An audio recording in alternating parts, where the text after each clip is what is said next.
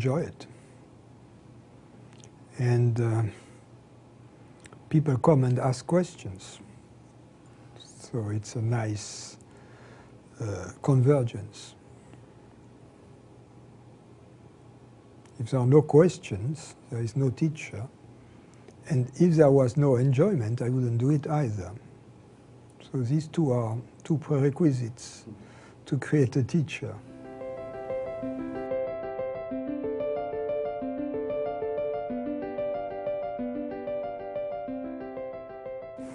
There is only one reality, and the reality of our own human experience and the reality of the universe and the reality of all minds is the same reality. In other words, whatever it is that we are at the core is that which the universe is at its core. We have a common core with the universe. If you find your core, you find the universe's core.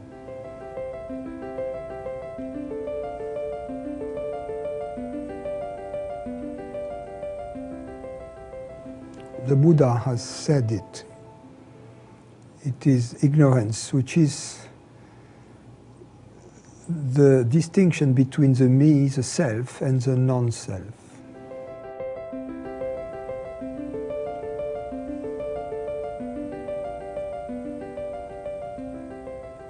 It is an investigation into the nature of consciousness, of what I call the core of our experience, the reality of our experience, the reality of that which we are. To be more precise, it is an attempt using all means at our disposal to find an answer to the question, what is the evidence, if any, that this consciousness, which is hearing these words right now, is limited, personal, separate, rather than universal, divine, infinite, eternal? What is the evidence?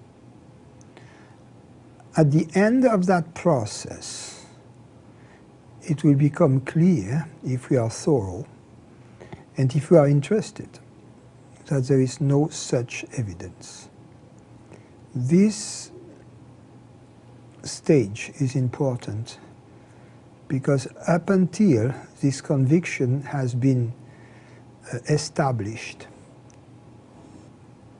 there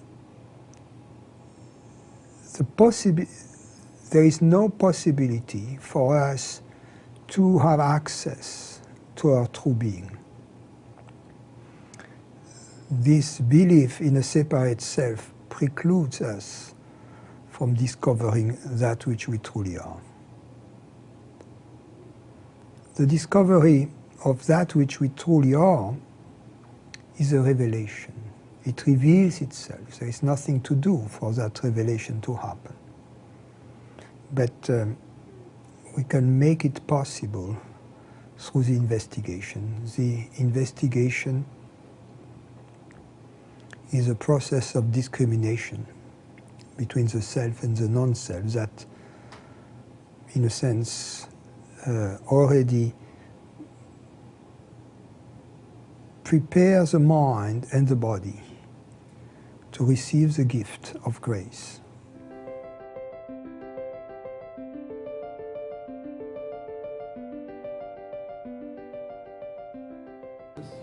No, and actually in my native language, in French, we have only one word. I assume that if there was a substantive difference, we too would have two words. I don't know what difference you guys make in English, but for us it's the same. And by consciousness or awareness, in my case, I mean just simply that, whatever that is, which is hearing these words right this moment. whatever that is. You know, Locke, the philosopher, used to define substance as something we don't know what it is. I think this definition applies quite well to consciousness too. Something we don't know what it is. Mind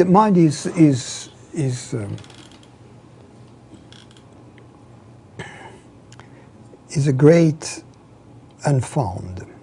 Everybody speaks about it. Nobody has ever found it. So mind is allegedly somehow the personal container of the thoughts, perceptions, sensations. But in fact, we don't have access to the container. All we have access to are the thoughts, the perceptions, and the sensations appearing in consciousness. They appear there. Obviously, they have nowhere to go when they leave. They go nowhere. Therefore, they were simply superimpositions onto their reality, which is consciousness, just as waves in the ocean. They don't leave the ocean. They go nowhere when they disappear. They were simply superimposed upon the water, which is their substance. So similarly, the perceptions, mentations, if you will, thoughts, have no reality of their own. They derive their reality from their substance, in Latin meaning that which stands under, from their understanding, from the consciousness that understands them or perceives them or knows them.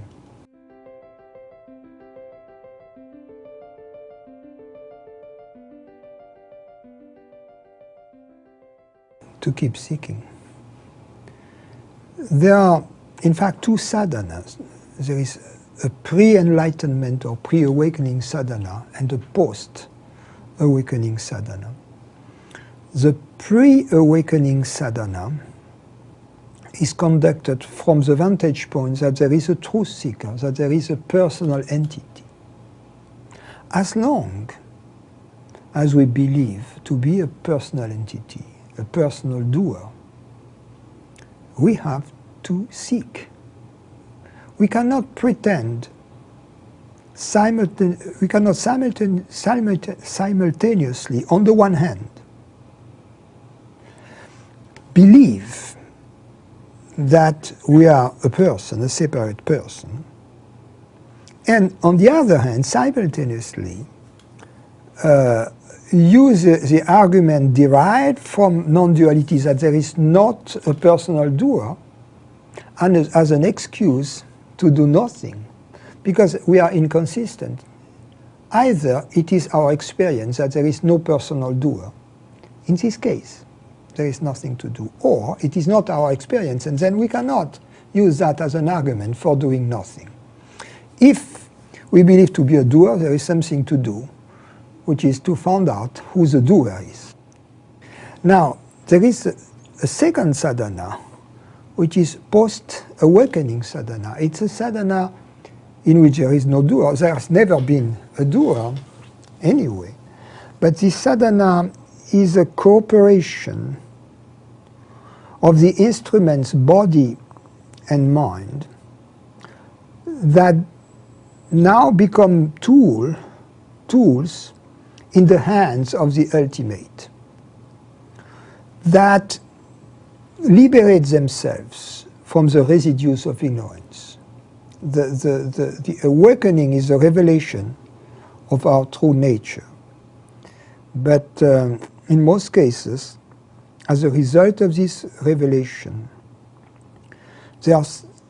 although the ignorance is virtually destroyed, in the Indian tradition they use the image of a snake leaving its skin, and the skin that is left still has the shape of the snake, but of course doesn't have the dangerosity of the snake.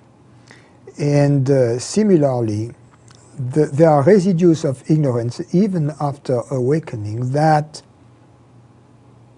may simulate for a while a residual personal entity, but this post-enlightenment sadhana could be compared to the final dispersion by the wind of the residues of the skin of the snake. To that end, apparent techniques may be used, but they are used in a very different spirit because there is no doer, there is no practitioner of those spiritual practices. They are more like experiments being conducted.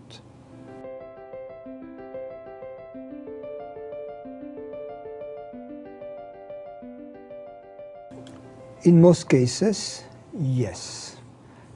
Another answer is theoretically no. Practically speaking, yes. That is especially true if this answer, if this question is elicited from a teacher. Because obviously, if the question is elicited from a teacher, just as a walk is proved by walking, the teaching is proved by asking and answering. So yes, in most cases, yes. And from my personal experience, yes. And the most important element, in fact, is not that which is said. My teacher used to say, well, you know, talking among us is just a pretense to be together, to enjoy our togetherness, to realize, to enjoy the perfume of presence.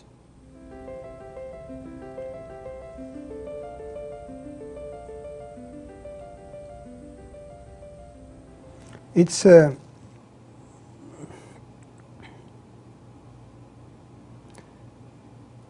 deep transformation initiated at the very core of the body-mind by an act of grace, meaning a glimpse of presence. It is a response to a question and to a deep desire for that experience, a desire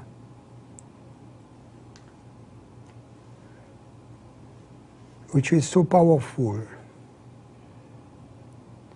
that it is stronger than our fear of absolute disappearance. It is the victory of light over darkness.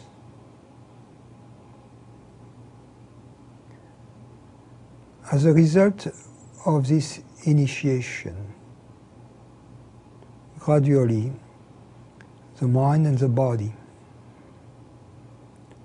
get realigned with the truth that has been revealed. They become the servant of the Absolute. The Absolute uses them as it pleases.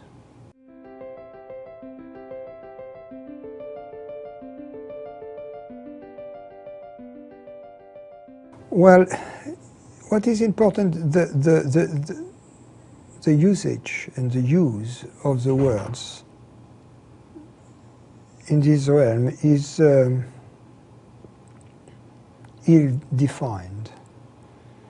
So I'm not trying to be consistent with everything that everybody has said on the subject. My goal is more modest, is to be self-consistent with what I say from one moment to the next, or to try to do so. And as a result, I have to define words in a sense which is, with which not everybody, and even myself, would agree. So just as I define consciousness as that, whatever that is, which is hearing these words right now, enlightenment would be a glimpse of, or awakening, a glimpse of consciousness seeing itself in its total independence, in the absence of any object, seeing itself in its nakedness, so to speak. And as a result of seeing itself in its nakedness, there is this experience of the reality of it, of the total independence of it, of the oneness of it, of the eternity of it, of the splendor of it, of the love which it is, of the intelligence which it is. That would be enlightenment. But then, as the objects of the world come back, there may be residues of ignorance that are attached to these objects, to the sense perceptions, to the belief systems. But the truth which has been seen in this moment of awakening can never be forgotten. Rubicon has been crossed, Rubicon River has been crossed. And everything from now on moves in the direction of getting established in the peace of presence, both in the absence of objects and also in the presence of objects. So the final stage would then, I could call self-realization, just in order to have two different worlds. In India, they have beautiful words. The first is called Nirvikalpa Samadhi, which means a state without object. And the second is called Sahaja Samadhi, which means a natural state. It implies that that is the only stable state, that ignorance is an unstable state. Ignorance is a state waiting to disappear, waiting to die. Whereas our natural state, the Sahaja Samadhi, the Sahaja state, is our default state, our permanent state, in which awareness is aware of itself, both in the presence and in the absence of objects. The world, the body, and the mind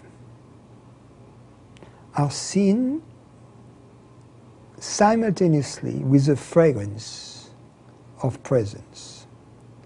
So it's like living in two universes simultaneously. One which is timeless, eternal, real, absolutely peaceful. And the other one which is the usual world. In the same way as you watch a movie from your sofa, you simultaneously live in the comfort of your sofa and in the agony of the thriller which is going on the screen.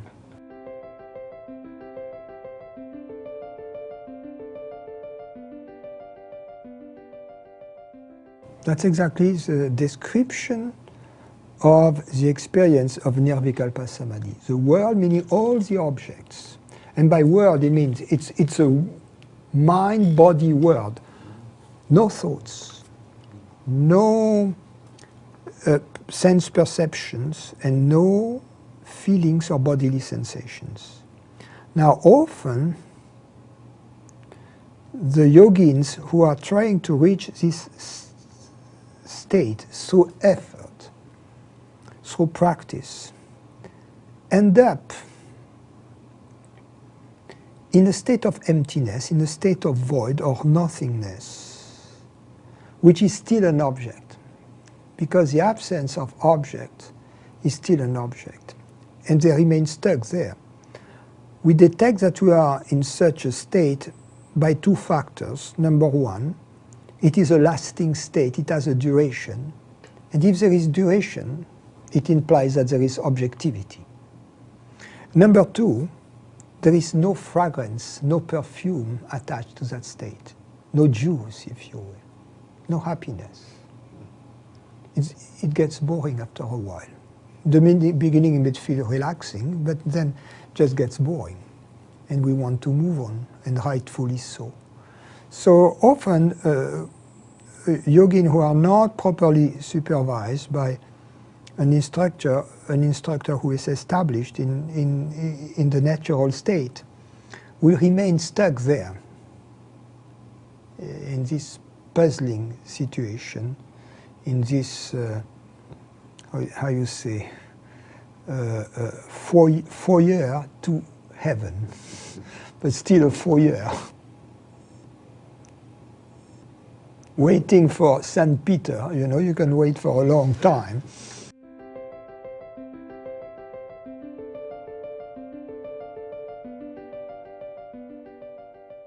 There are several things, actually.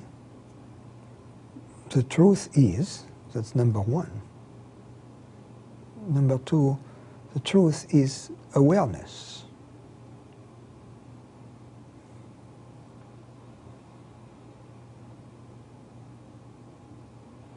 And that which is, as the Bhagavad Gita says, never ceases to be.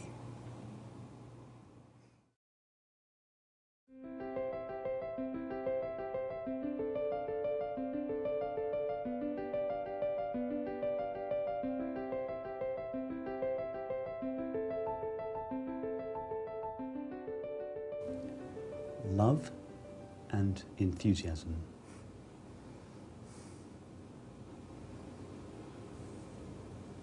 Love is the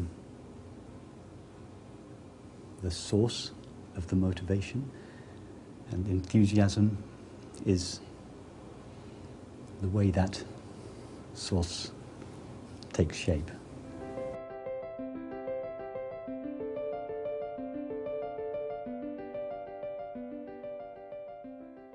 Non-duality means very simply not two.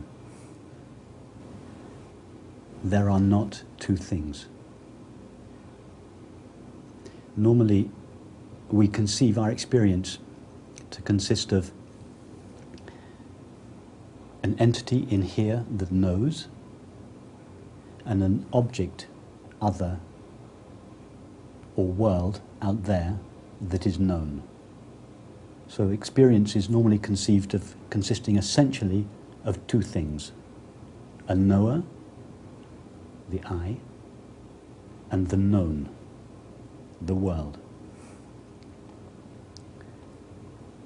If we make a deep investigation of our experience, we find that that which knows or experiences is identical with the existence of whatever it is that is known. In other words, that in experience there isn't two elements, one knowing the other, but experience itself is one seamless totality in which knowing and being are intimately connected. They're even more than intimately connected. They are one. There's the other name we give to this absolute intimacy of knowing and being is love. Love is the name we give to the experiential realization that there are not two things. There is not a subject that knows and an object or an other that is known, that they are closer than close, utterly, intimately the same thing. And that thing is not an object. It is present and knowing, but has no objective qualities. So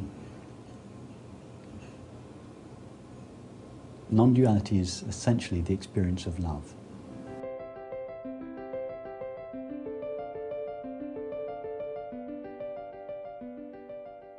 The cause of Suffering is the belief, and as a result of the belief, the subsequent feeling that knowing and being are in fact not the same thing. They are two different things.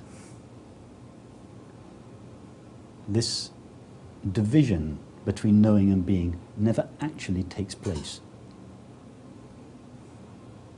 This apparent division is only made out of the belief that believes that they are separate. It has no other substance other than the thought that thinks it. But this thought seems to separate the totality of experience into two separate things. The knowing part is considered to take up residence in here, in the body. And the existence or being part is considered to take up residence out there, in the world.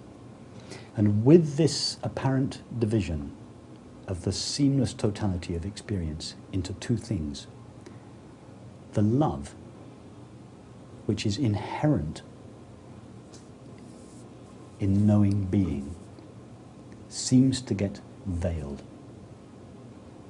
So the experience then is that we are cut off from love, that love is not present. Love is veiled by this apparent separation, which is wrought only by a belief and a subsequent feeling. This lack of love is experienced as suffering, or we could say lack of happiness. It's the same thing. It's experienced as suffering because this love or happiness that is essentially what we are, the knowing of our own being, has been veiled. And now, as this apparent entity located in the body, we then go out into this apparent world. We take this prodigal journey out into the world in search of this lost love. Sooner or later, we get to the end of our prodigal journey. It fails us. We don't find love there. We don't find love in relationships and objects. And at some stage, we turn round and we ask ourselves, who is this one that is searching for love? And without our knowing it to begin with, as we try to find this one that is in search, and we don't find anything, we don't find an entity. But as we try to find it, we are, without knowing it at first, tracing our way back, finding our way back, as it were, to the one that we really are, this knowing being. And as it becomes clear to us that what we are is this non-objective, but yet undeniably present knowingness, the love that is inherent in that experience shines. And at that moment, suffering ceases.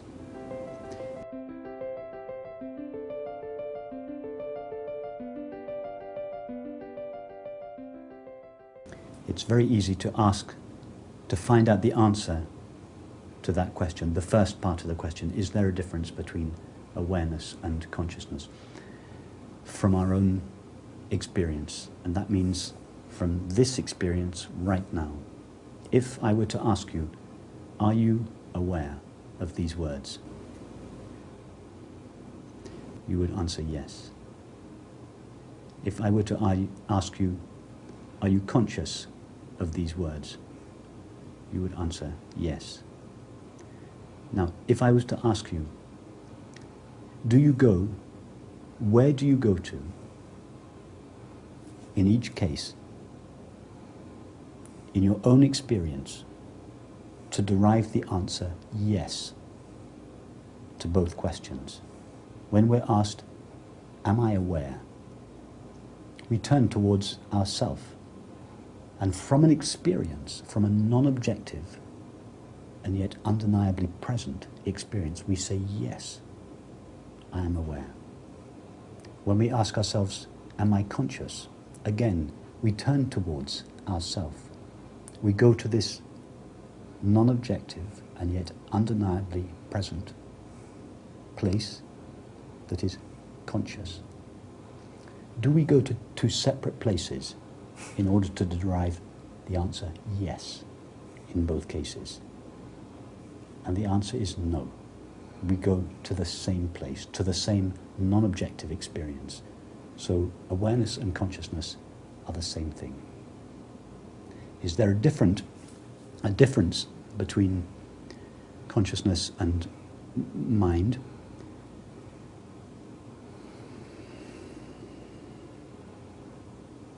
Yes and no. It depends how we see it. If we provisionally accept that there is such a thing as a mind or a thought, first of all, let's say a mind. By mind, we conceive, as it were, a container that is full of all the hopes and fears and thoughts and impulses and memories and desires and wishes and all the things we have ever thought or felt or imagined are considered to be contained in this thing called mind.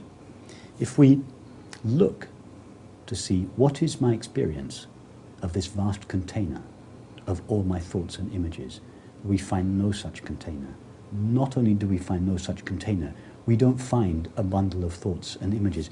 We just find one current thought. That is the only experience we have of the mind, is just the current thought or the current image. So we can now slightly change the question. Is there a difference between consciousness and mind? Understanding mind as just this current thought.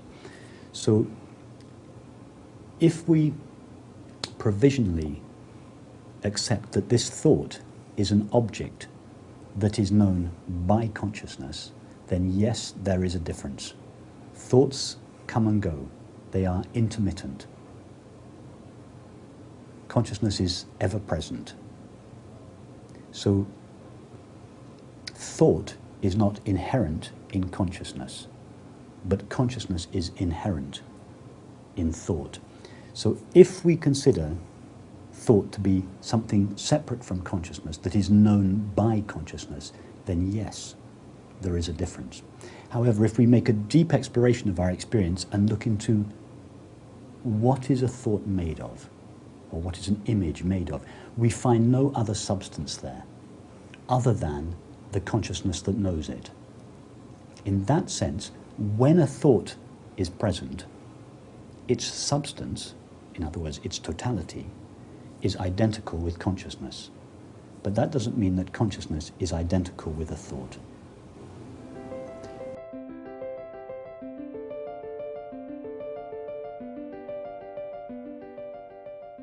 Both the statement, there is nothing to be done, and the statement, there is something to be done, are equally true on the level on which they are spoken.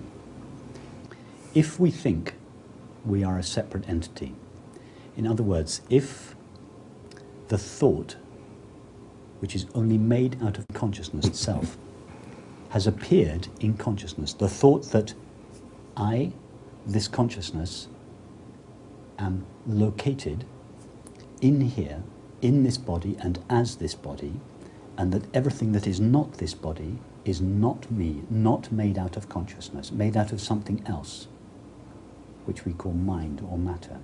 If that thought has taken place,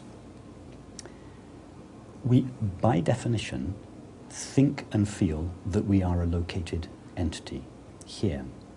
And similarly, by definition, the happiness or love that is inherent in our knowing of our own being is veiled. When the absence of happiness, the apparent absence of happiness, is identical with the search for happiness. If we feel that happiness is not present, we are, whether we know it or not, in search of happiness. Therefore, the thought and the belief, and more importantly, the feeling that I am a separate person, located here, behind the eyes, seeing, in the chest, feeling. If that thought and feeling have taken place, we are, by definition, in search. In other words, we are doing something. We don't have a choice. We think, and more importantly, we feel, I am the doer. I am a searcher. I am a thinker. I am a chooser. I am a lover. I am a knower. That's, all those positions are variations on the single fact, what seems to be the fact of our experience, which is, I think I'm a person. So if we think we are a person, we are doing something. If we think as a person, I am not doing something and there is nothing to do, it simply means we are fooling ourselves. We haven't noticed that we're in search. If we go to lots of meetings and read lots of books and hear that there is nothing to do, and superimpose that idea upon the fact that we are already doing something, we're simply adding a layer, another belief on that there is nothing to do, on top of the deeper feeling that I am doing something, I am in search. In this way, we cut ourselves off from the one possibility which is open to us, which is to search for happiness, to look for happiness. It is absolutely true that the search for happiness never finds happiness. It is dissolved in happiness. But nevertheless, if we feel we're a separate entity, that position is by definition a position of doing. And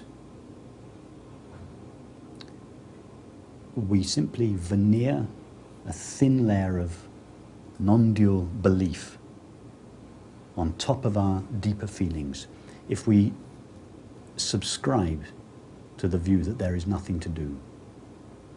However, having said that, if we come, in whatever way we come, to the understanding that what we essentially are is already that for which we were seeking, by definition, at that moment, the search collapses. Because we know there is nothing we can do to get any closer to what we already are. From that position, it is absolutely true that there is nothing to do. And in fact, from that position, when we look back at the apparent search that we, as an apparent entity, had spent the last 10 or 15 or 20 years undertaking, we realize, no, there was never a separate entity there. There was never an entity there that was cut off from happiness, that was searching for it and finding it. It was never like that. What was actually happening was that I was always this knowing presence, always in the same place. But that I, this knowing presence, had taken the shape of this veiling thought. In other words, I, within myself, but seemingly outside of myself, projected this person and this world. And then at a certain moment, this knowing presence withdraws the projection.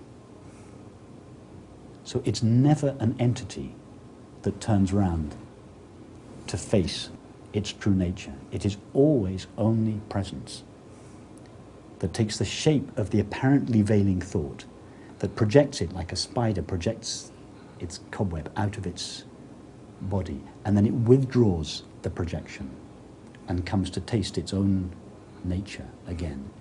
It was always tasting itself, but seemed to be tasting something else, seemed to be tasting an entity.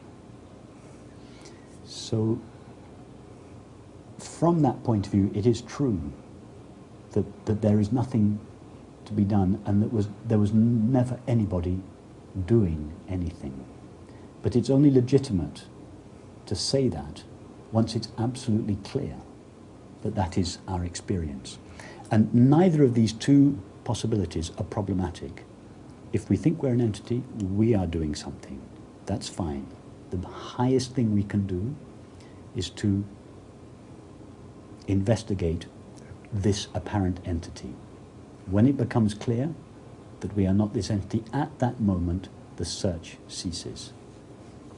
So both these possibilities are true from the level on which they are spoken.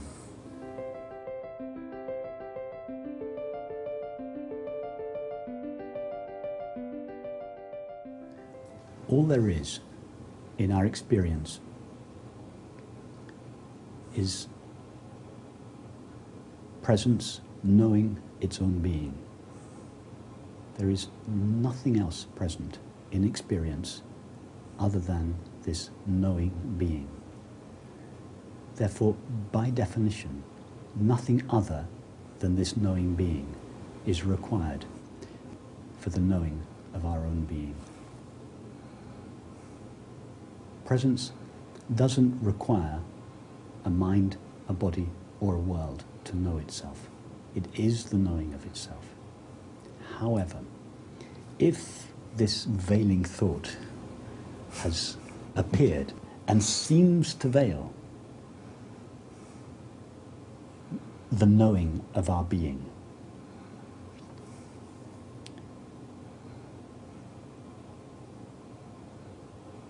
we feel that our self is somehow missing or veiled. The happiness that is at our core is missing.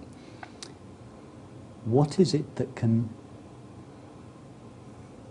reawaken this knowing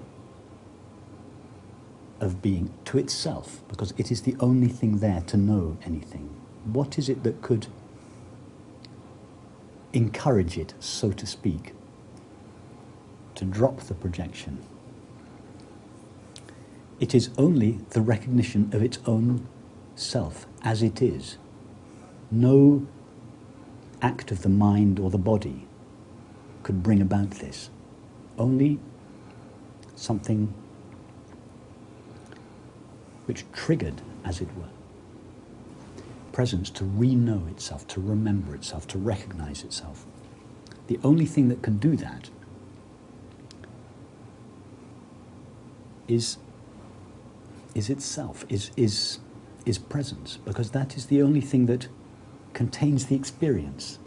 So, whatever it is, something needs to, and this is just a metaphor I'm giving you now, something needs to,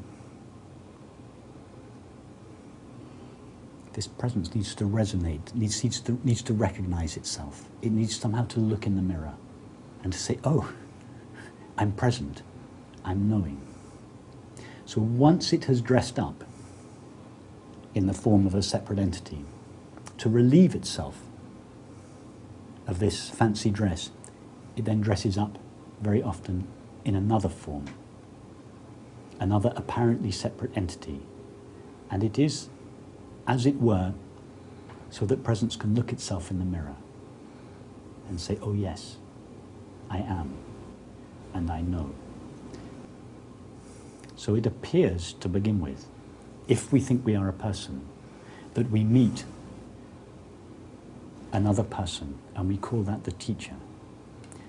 But then the separate entity, the student, and the separate entity, the teacher, actually arise together as appearances. It is, in fact, the presence which shines in the apparent other, the teacher, which resonates with the presence in us. So, in most cases, but certainly not in all cases, but in most cases, there is some kind of objective manifestation which we, as the person we think we are, the separate person we think we are, have to look at. That reawakens us to our own. So a teacher, a human teacher, is such an appearance. A work of art is another example of exactly the same thing. A form which reawakens this resonance. But going back to the teacher, whatever, in the case of when we consider the teacher to be a person, whatever that comes from the teacher, the words or the actions, or come directly from this knowing of being unmediated through the apparent veil of separation. So they come, the words or the activities or the actions, they come kind of pregnant with their origin. They come, as Wordsworth said, trailing clouds of glory do we come from God, which is our home. They come trailing clouds of glory. They come pregnant with their origin. And that is the reason they are powerful. It doesn't matter whether the words are framed in kosher Advaita formulations, or whether they may appear to condone the apparent entity and give the apparent entity something to do. It doesn't matter, because the true import of the words is the origin from which they come. And if they come directly from this presence, whatever the form they come in, even if they come in apparently dualistic forms, they will deliver their origin. So there is a very wide range of formulations that are possible, including formulations that seem to be a little bit less direct, that seem to condone the existence of a separate person and a practice for them to do. Just because somebody uses this kind of terminology doesn't mean they necessarily believe that the apparent entity is real or that they have something to do, but because of the sensitivity in the teacher who listens deeply to the question, not just to the formulated question, but to the feeling behind the question behind the question. And this sensitivity enables a formulation of the teaching that is absolutely uniquely tailored to the question. And if in the question there is this deep belief and feeling in being separate, then the teaching may come in a way that says, okay, let's say it's true that you're a separate entity. Let's go from where you are and walk slowly back through this apparent process. Another metaphor which could be used is that imagine presence is like an ocean, and a question is like a bucket, an old bucket that has got dents in it, and it's a very particular shape. It's absolutely unique. And when this bucket is dipped into the ocean, it comes out, and the water that it comes out, the water that fills the bucket, is intimately tailored to fit the shape of the bucket perfectly. So the bucket that goes in is the question, and the water that comes out, the shape of the water that comes out is the answer. It is nothing other than this presence, but it is tailored to the form of the question, and it fits the question perfectly. And that is the sensitivity that is involved in listening to a question and allowing the answer to take a shape that intimately matches the question. That's what enables the answer to resonate. Not just to speak to the mind or even to the heart, but to go directly, as it were, from presence to presence. Of course, that's just a metaphor.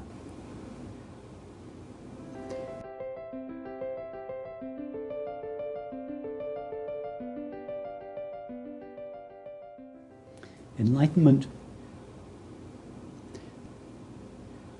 only makes sense in relation to the idea that there is ignorance. So if we think that there is ignorance, then there is something called enlightenment. If we think that this apparent separation between knowing and being truly is real, then there is something which will seem to be equally real, which is the reunification of knowing and being. So from that point of view, enlightenment, in comparison or in reference to the idea of ignorance, makes sense. However, once the intimate knowing of our own being has been recognized, at that moment we understand that these two were never separate, even when we thought they were. We realize at that moment that actually presence was always knowing itself, that it is the knowing of itself. It cannot not know itself. At that stage we realize that there was never any real ignorance, even when the apparent person was known. Right there in that knowing, consciousness was knowing itself. This is why in India they don't speak about ignorance, they speak about the illusion of ignorance. So if ignorance is considered to be real, enlightenment is considered to be real. If ignorance is considered to be an illusion, enlightenment is considered to be an illusion.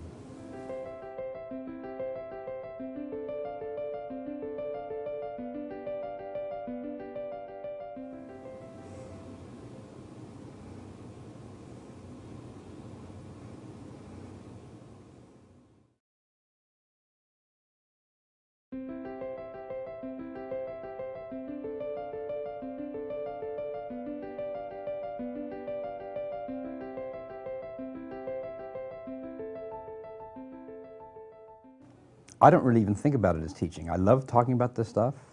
I would pay to talk about this stuff. I really, really like it. I can talk about it for hours and hours and hours and days. My wife told me, since I'm spending so much time talking about this stuff, that I ought to just professionalize it. And so I started making things look like I was teaching stuff. But really, the joy of it is that I love talking about this.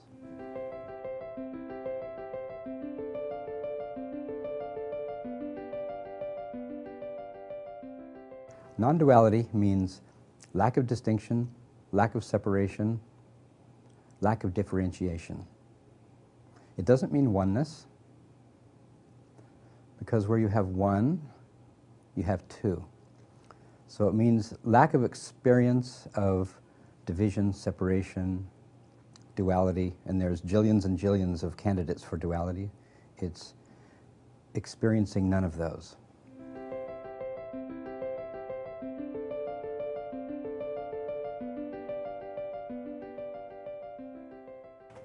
Distinctions. All those things that I just said experience lacks, those things are the cause of suffering. The difference between self and other than self, life and death, pain and pleasure, happiness and suffering. The very distinction between happiness and suffering itself is suffering. Here versus there, reality versus appearance, truth versus falsity, good versus bad. There's truckloads and truckloads and truckloads of suffering that drive in between each one of those distinctions.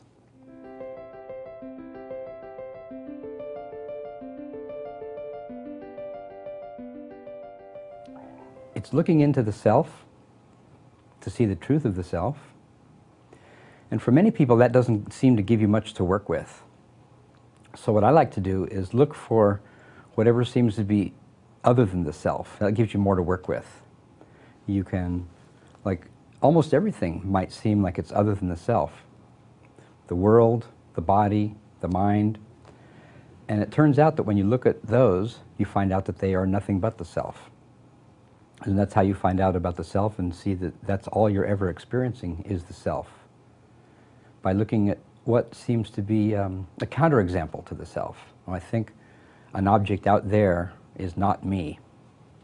So you look at it, in the right way, and you find that the truth of your experience of that object is nothing other than yourself.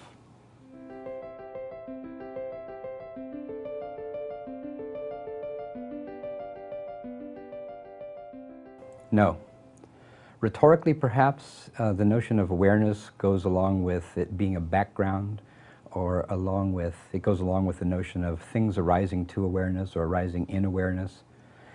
I might use the term consciousness more for awareness in its pure, experienced way, so that it doesn't seem like there are arisings happening with it. But there's no special status to either one of those. They're both the same thing. Rhetorically different, but essentially the same. The difference between mind and consciousness. I know that in some teachings, mind, especially with a capital M, is the same thing as consciousness.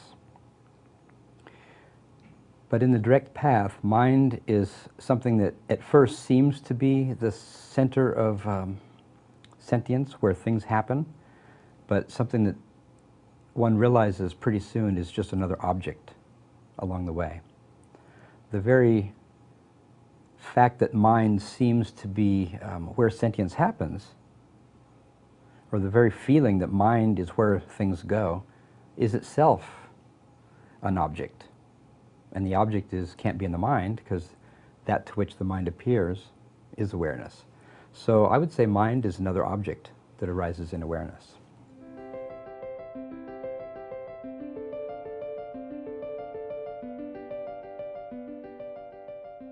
I think that the teaching that there's nothing to be done, and that there's no sadhana, and that there's no doer, can be a very effective sadhana.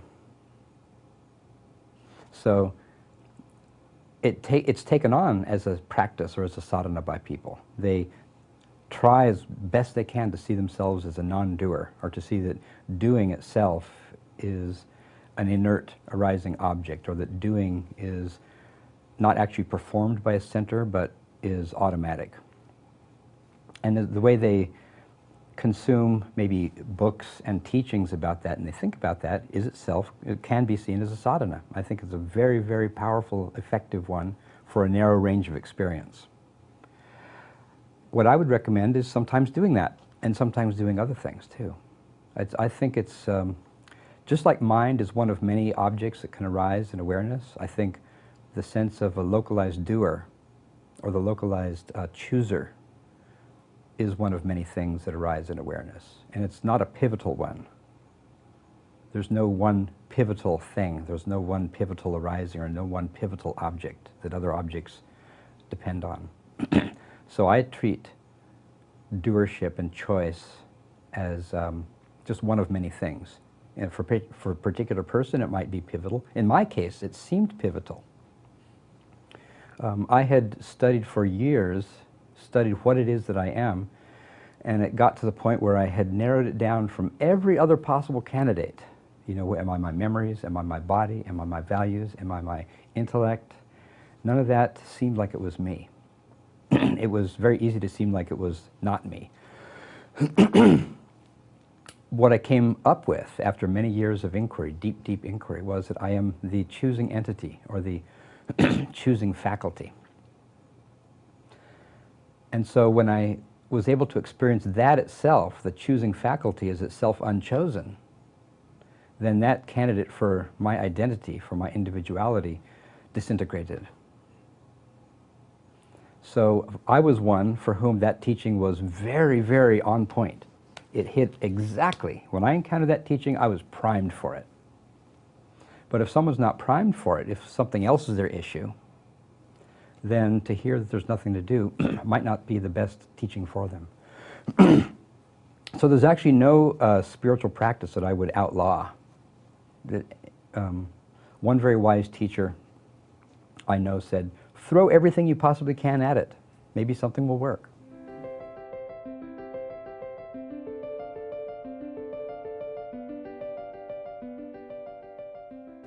To say that it was necessary in every single case seems like theology. It seems like there's something divinely special, privileged, and important about a living teacher. So I wouldn't be able to say, yes, it's necessary in every case.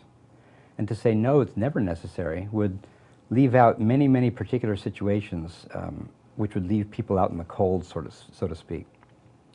Let's say that you read all the books that you possibly could, all the internet posts, you have mastered Facebook, you've talked to all your friends, or you've gone to all the libraries, you know everything in Barnes & Noble and Amazon, and you still have questions that aren't answered by any of those texts, any of those people. It would be very nice to be able to ask a question of a person who knew your question, who could see the wisdom behind your question, the yearning behind your question, the question behind your question, and to be able to answer it in a way that makes the question sort of dissipate into peace. So in that respect, there's nothing better than a living person, a living teacher.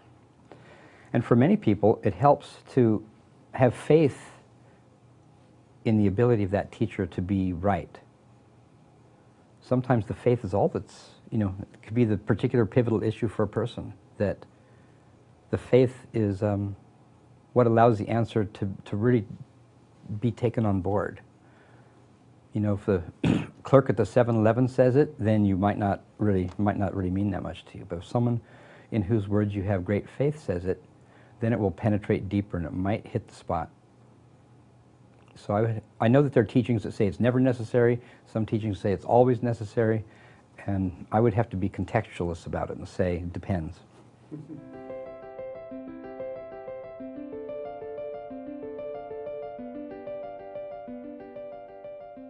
I think the notion of enlightenment is itself a great teaching. Enlightenment seems like it's really something until there's enlightenment. But that's kind of like a clever, sassy kind of answer, but there can be a realization, sort of a lack of thinking that there's something other than this. There can be a time when you think there's things other than awareness, things other than that which I am, and there can be a time when it doesn't seem like that at all. And the moment of like crossing the bridge, or think of it as a ladder, climbing a ladder up to the top of a building, and that moment where you're on top of the building and then kicking the ladder away, at the top of the ladder it seems like there's something called enlightenment.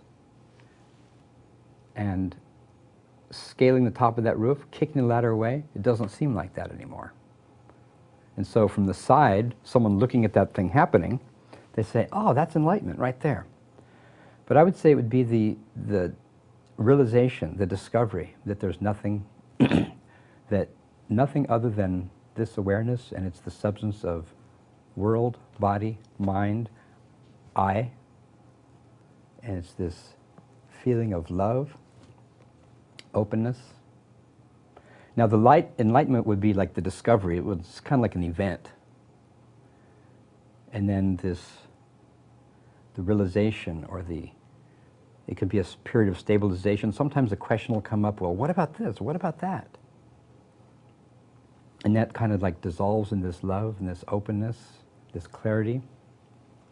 And through time, those questions won't come up as much. They're always seen with a little bit of humor and suspicion when they first come up. You're like, yeah. And just kind of like, don't worry about them. And then through time, as stabilization increases, they don't come up, and there's no ripple. There's nothing that seems like it's an exception to this love and this clarity.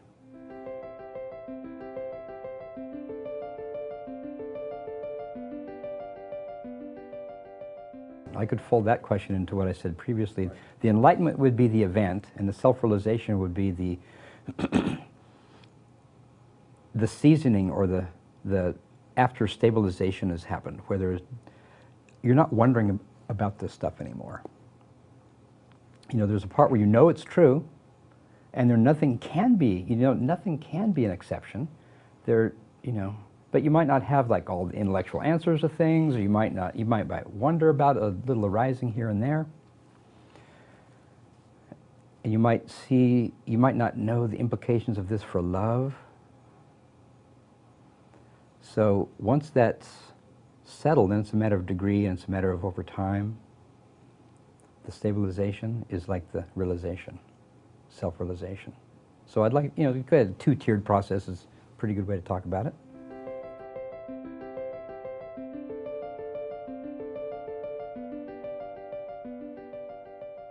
Most of the traditional non-dual paths do put qualifications in the way, and they basically amount to kind of like spiritual maturity and sobriety, like just human, being a grown-up, basically.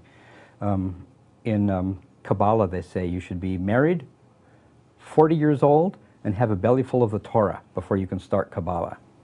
In Advaita Vedanta, they say that you should be pretty much satisfied with your lot in life. You should be pretty much inured to or used to being really cold, being really hot, being really uncomfortable. You don't get really thrown off by, you know, oh, I don't have my sweater, something like that. You wouldn't have big psychological issues, like you wouldn't be racked with hatred of your mother-in-law and stuff like that. Then you have the mental space in which to conduct this inquiry, this investigation, and do the practices. And in Madhyamaka Buddhism, where they teach you about emptiness, one of the qualifications there is that you should be so attracted to the concept of emptiness that you break out in goosebumps at the very mention of the word. Because it means that you're not interested in something else. It means you're not interested in sidetracking this very, very subtle investigation into something that will give you a bell or a whistle. So those are all ways of saying that what you should be interested in is the truth of your nature, and not, you know, money, fame, absence of unpleasant sensations. It should be something much more vast than that.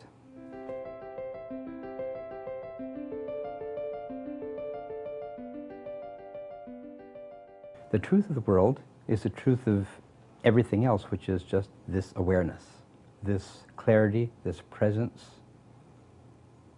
this perfectly seamless, open, loving continuity. And it's not making the world go away. It's not seeing it as awareness, like, oh, that's awareness, that's awareness, that's awareness. It's not a sentential or a intellectual saying to yourself X is Y.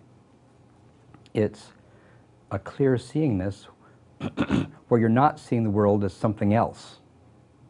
So you're not seeing it as a world. There's no as. It's just seeing. So in that way, you know, you could say, well, that's negating the world. No, you know, you could say that's seeing the world as it really is, as awareness. But it's not a kind of seeing where nothing is supposed to arise, that I'm going to be a separate seer and a separate person, and I'm not going to have any thoughts, I'm not going to have any feelings, I'm not going to have any emotions. My shoes are always going to fit right. It's not like that. It's anything you can name, not seeing it as something other than this.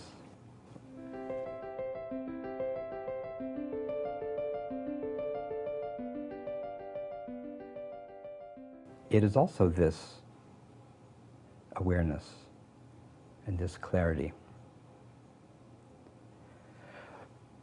Now I'm going to say more things. That was one thing. I'll say some more things about truth. Normally truth seems to be, I think what makes truth so interesting to people is that it seems like it's a correspondence. This is a classical notion of truth. It's a correspondence of some kind of idea or concept to the way things are out in the world in and of themselves. That's called the correspondence theory of truth. It's like a mapping function where this maps accurately onto that.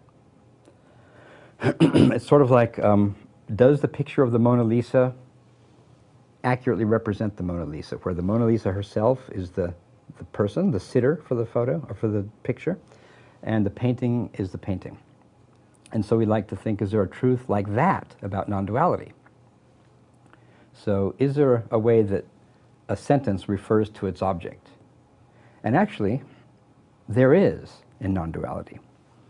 Every sentence Every word refers only to consciousness all the time. Let's say that I say a sentence that seems true, like 2 plus 2 equals 4.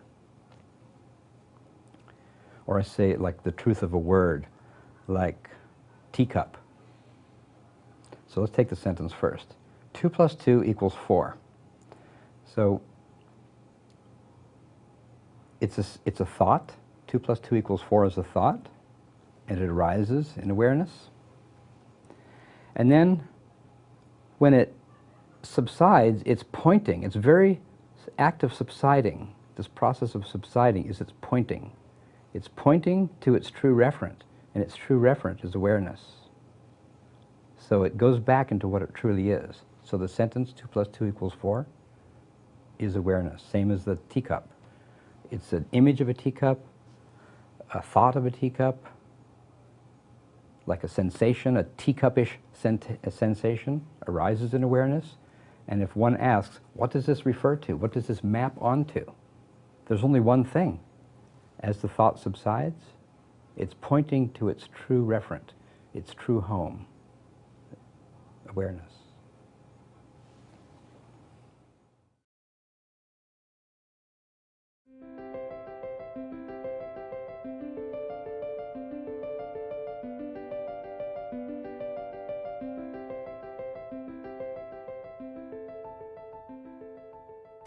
No, it's funny. I don't see myself as a teacher. I really don't. I don't feel that I have anything to teach. Actually, I mean, in the sense that I don't feel that I have anything that you don't, or that anyone else doesn't have. I don't have anything to give anyone. You know, I've always seen this as just a sharing. You know, it's just a sharing with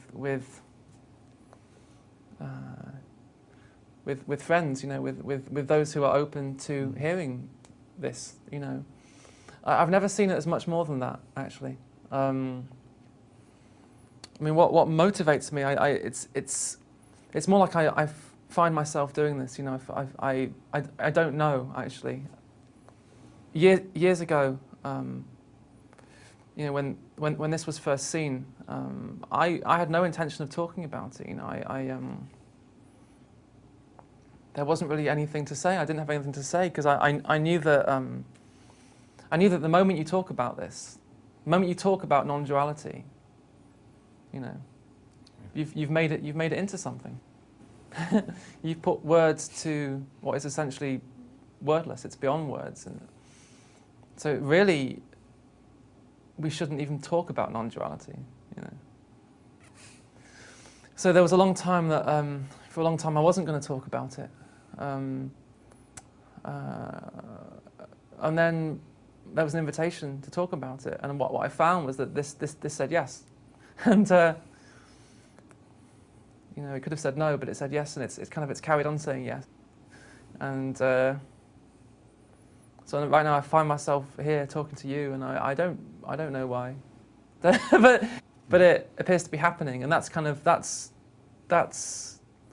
that's enough, you know. It appears to be happening, and maybe tomorrow I won't be talking about it anymore, because I don't feel that like I'm not on a mission, you know. I'm not on a mission to convert anyone. This isn't a religion, so it could all end tomorrow. But for now, this is happening, and that's enough. And so intention, I don't know. It's not about the words, you know. Like I said, beyond the words, beyond these words spoken, beyond the words being spoken and shared, there's something else is happening, you know, and that in which the words arise will never be captured by the words. But of course, ultimately, that in which the words arise is identical with the words. The words are part of this too. So although you can't put this into words, the words actually are it too. And I mean, some people say, well, Jeff, you know, if you can't put this into words, why don't you just stay quiet about it? So these people who say that, prefer silence over noise. Like it's somehow, like life is somehow more in the silence. Actually, I don't see any separation between the silence and the noise, you know. The silence is the noise. The noise comes out of the silence and is the silence. And so words come or not, you know, and that's the dance. That's life happening. And that's what the word non-duality ultimately is trying to point to, is just life as it happens, you know, and the miracle of that, you know, and ultimately it's just another word, you know, ultimately.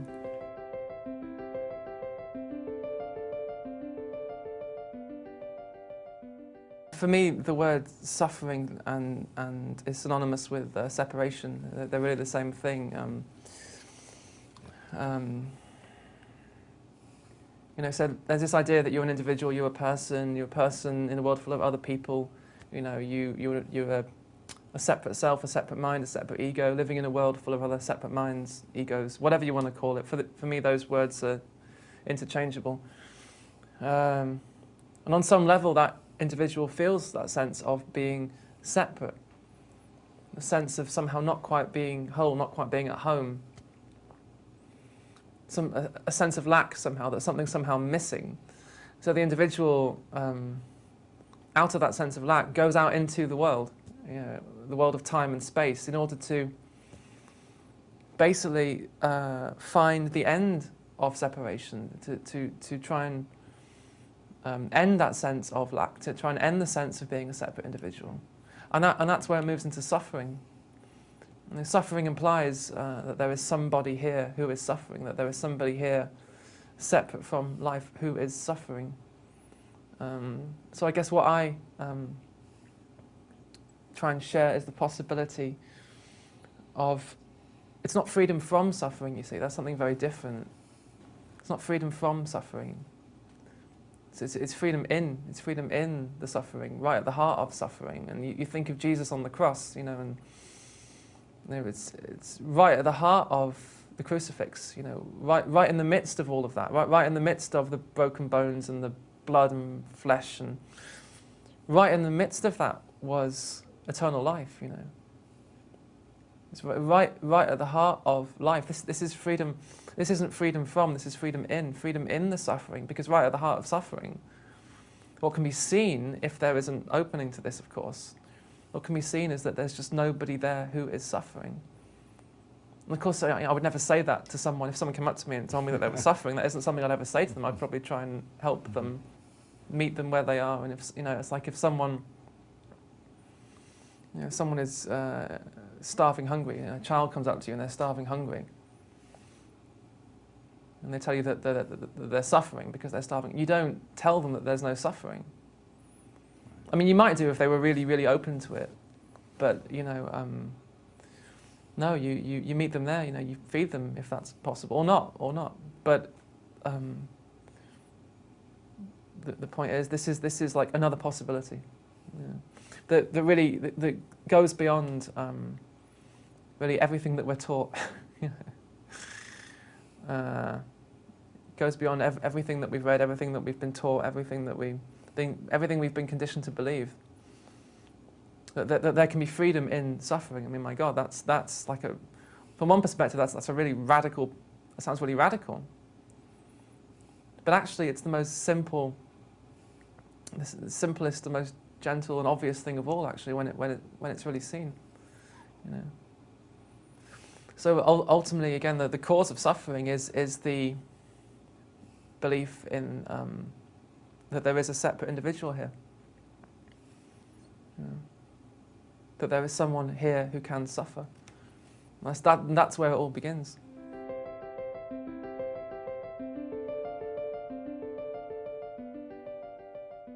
Consciousness isn't a word that I use a lot. For me, it has too many connotations, too much kind of baggage. I mean, so many of these words have so much baggage. I don't.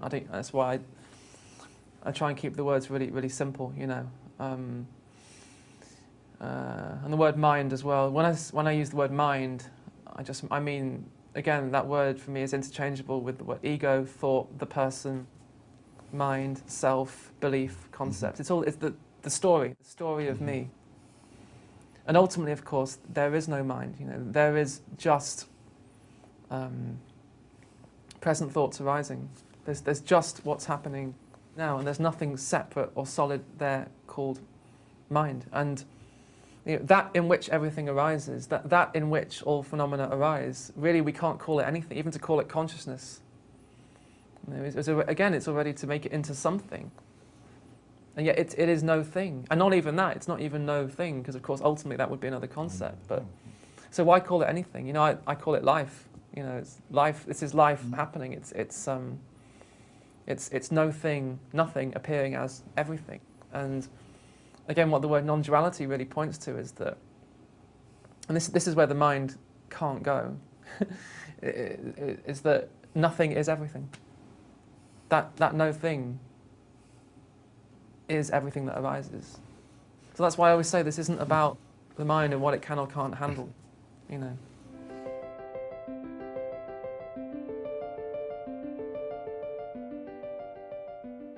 I don't give out any practices because I don't claim to know what's best for anyone. I don't know what's best for you. I'm not saying that there is no practice. Of course, within the world, within the dream world, there are millions of practices, and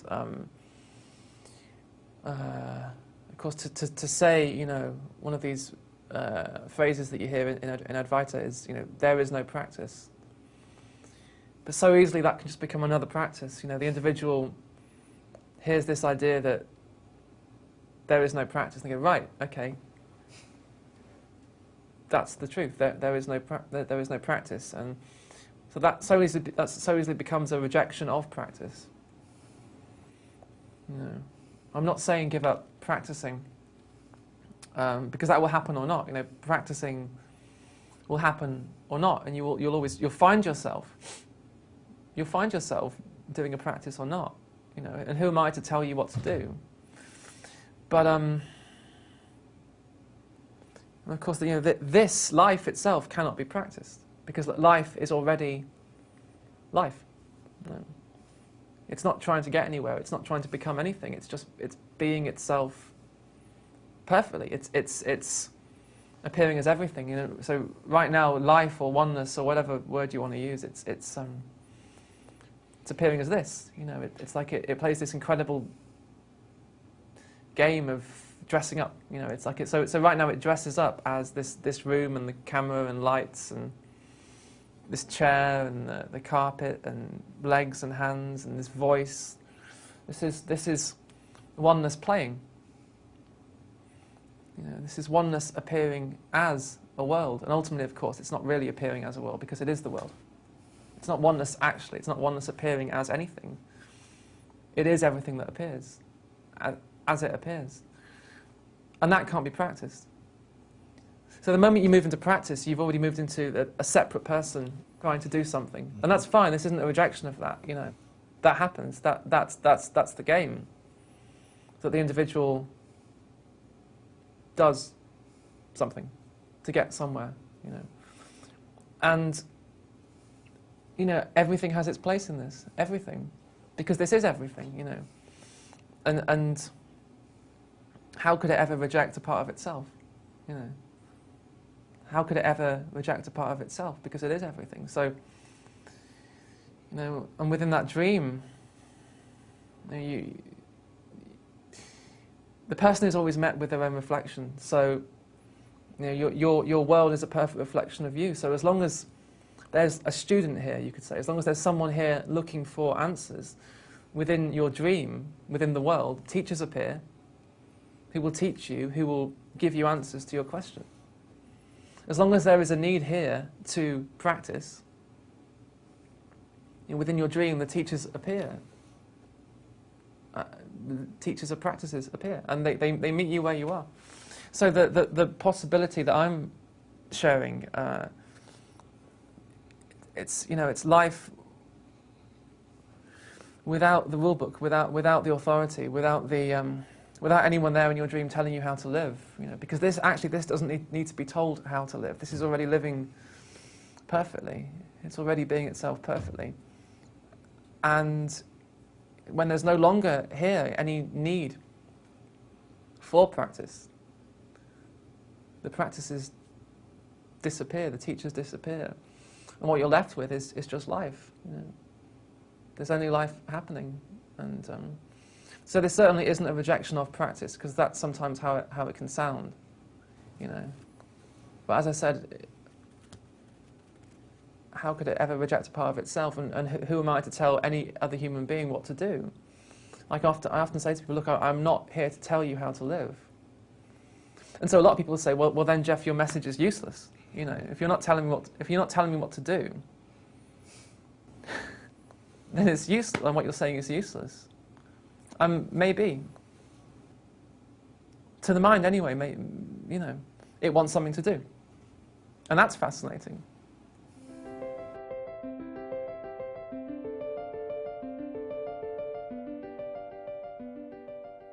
I never had a teacher. I never had a guru.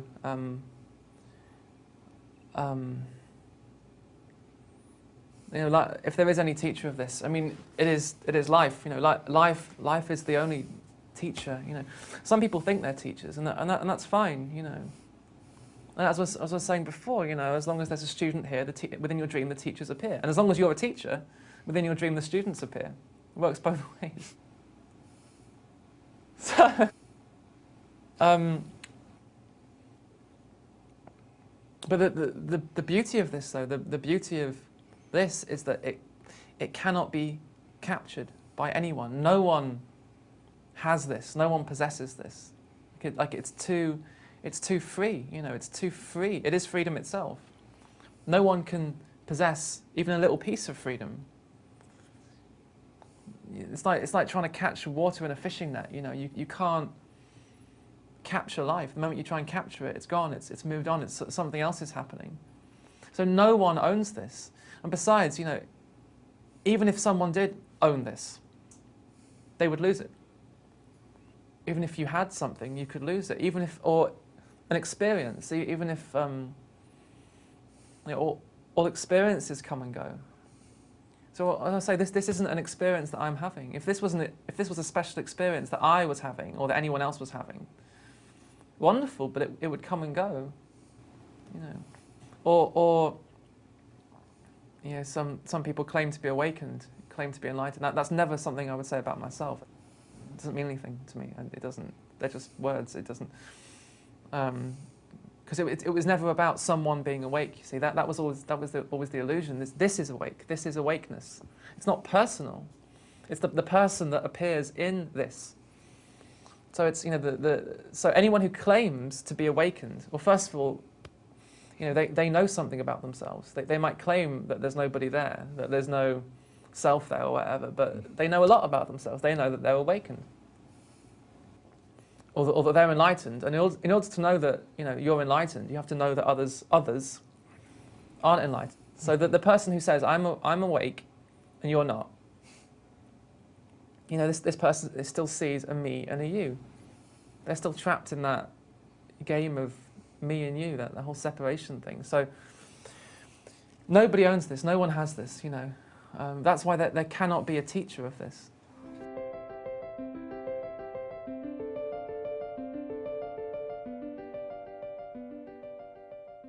It depends what you mean by the word enlightenment. For me, if you strip the word of all its kind of old meanings, you know, if you strip away all its baggage, if you know, this ridiculous idea that, and if you practice hard enough, you dedicate enough, that one day, if you're lucky enough, you might get into this state called enlightenment. That's, if you strip all that away, you know, what you're left with is a word. It's a word, enlightenment, and it's actually quite a nice word. You know, something being enlightened, the sense that something is, it's in the light, it's lit up, it's revealing itself, it's showing itself. You know, it is there, it's present, it's revealing itself.